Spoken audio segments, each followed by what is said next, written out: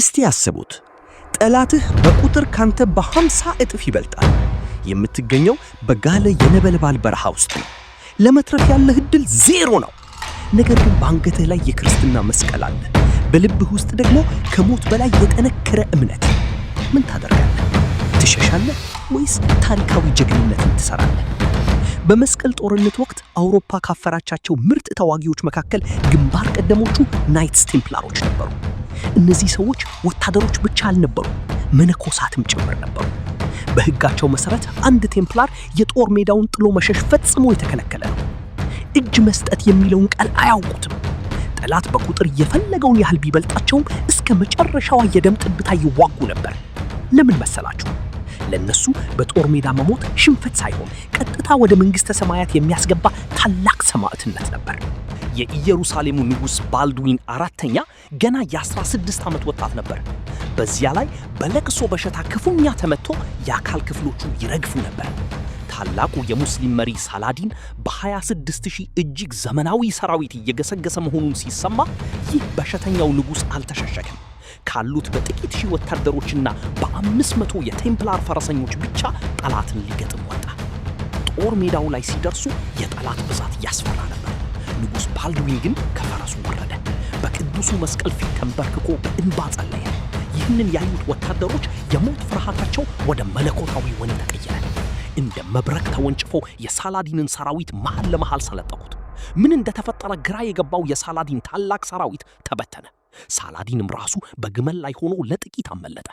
ይህ በጥቂቶች የብዙሃን ጀግንነት የታየበት እውነተኛ ተአምር ነበር። ሌላው የክርስቲያኖች ጀግንነት ተምሳሌት የእንግሊዙ ንጉሥ ሪቻርድ የአንበሳ ልብ ነው። ሪቻርድ ድንኳን ውስጥ ሆኖ ትዕዛዝ የሚሰጥ ንጉሥ አልነበረም። ራሱ ግንባር ቀደም ሆኖ የሚዋጋ እንስሳ ነበር። በአንድ ወቅት በጃፋ ጦርነት ላይ ሳላዲን ከተማዋን በሺዎች በሚቆጠሩ ወታደሮች ሲከባት፣ ሪቻርድ በጥቂት መቶዎች በሚቆጠሩ ወታደሮች ብቻ በባህር ላይ ደረሰ። ንጉሡ መርከቧ እስክትጠብቅ እንኳ አልታገሰም። ወደ ባህሩ ዘሎ በመግባት ሰይፉን መዞ የጠላትን ሰራዊት ማጨድ ጀመረ። የሪቻርድ ፍርሃት አልባነት ጠላቶቹን ከማስፈራቱ የተነሳ ስሙ ሲነሳ ብቻ የጠላት ሰራዊት ይርበደበድ ነበር። የመስቀል ጦርነት የታሪክ ምዕራፍ የደም፣ የጭካኔ፣ የፍቅርና የጽናት ድብልቅ ውጤት ነው። ክርስቲያኖቹ ያሳዩት ጀግንነት ዛሬም ድረስ በዓለም ታሪክ ውስጥ በትልቅ አድናቆት የሚወሳ ነው።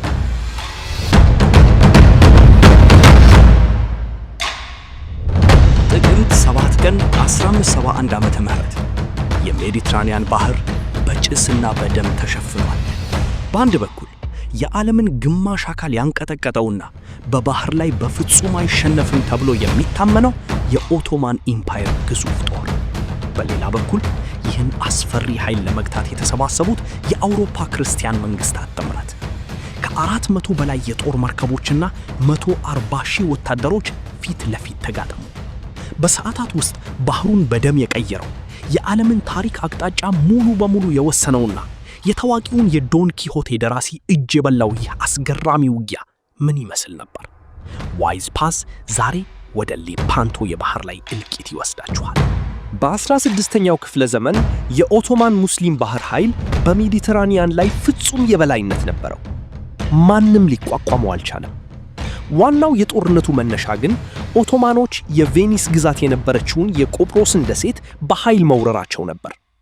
እዚያ የነበሩትን የክርስቲያን መሪዎች በጭካኔ መግደላቸው በአውሮፓውያን ላይ ታላቅ ቁጣ አንቀሰቀሰ።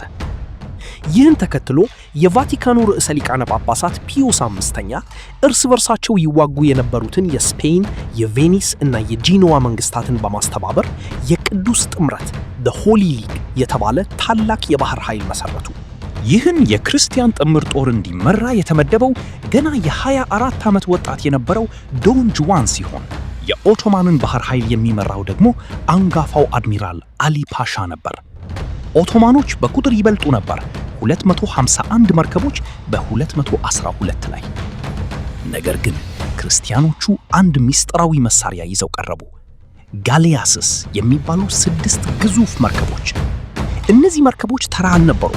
በሁሉም አቅጣጫ ከባድ መድፎች የተገጠሙባቸው ልክ እንደ ባህር ላይ ተንቀሳቃሽ ምሽግ የነበሩ የዘመኑ የላቀ ቴክኖሎጂዎች ነበሩ። ዕለቱ እሁድ ነበር። ሁለቱ ኃይሎች በግሪክ የባህር ጠረፍ ላይ በግማሽ ጨረቃ ቅርጽ ተሰልፈው ፊት ለፊት ተላተሙ። ጦርነቱ እንደተጀመረ የክርስቲያኖቹ ግዙፍ የጋሊያስ መርከቦች ከዚህ በፊት ታይቶ በማይታወቅ ኃይል የመድፍ እሳት አዘነቡባቸው። የኦቶማን መርከቦች ገና ሳይቀራረቡ መበታተንና መስመጥ ጀመሩ። ነገር ግን ዋናው ፍልሚያ የተደረገው ፊት ለፊት መርከቦቹ እርስ በርሳቸው ሲላተሙ ነበር። የባህር ላይ ውጊያው ወደ የብስ ውጊያ ተቀየረ። ወታደሮቹ መርከብ ላይ ሆነው በሰይፍና በጠመንጃ ተጨፋጨፉ። በመጨረሻም የዶን ጁዋንና የአሊ ፓሻ ዋና መርከቦች ፊት ለፊት ተጋጩ። ለሰዓታት የፈጀ አሰቃቂ ፍልሚያ ተደረገ። የስፔን ወታደሮች የኦቶማን መርከብ ሰብሮ በመግባት መሪያቸውን አሊ ፓሻን ገደሉት። ጭንቅላቱ በጦር ላይ ተሰክቶ ሲታይ የኦቶማን ጦር ሞራል ሙሉ በሙሉ ተሰበረ። ውጊያው ሲያበቃ የደረሰው ጉዳት ያስደነግጣል። በአንድ ቀን ውስጥ ከ30,000 በላይ የኦቶማን ወታደሮች ተገደሉ። 210 መርከቦቻቸው ወደሙ።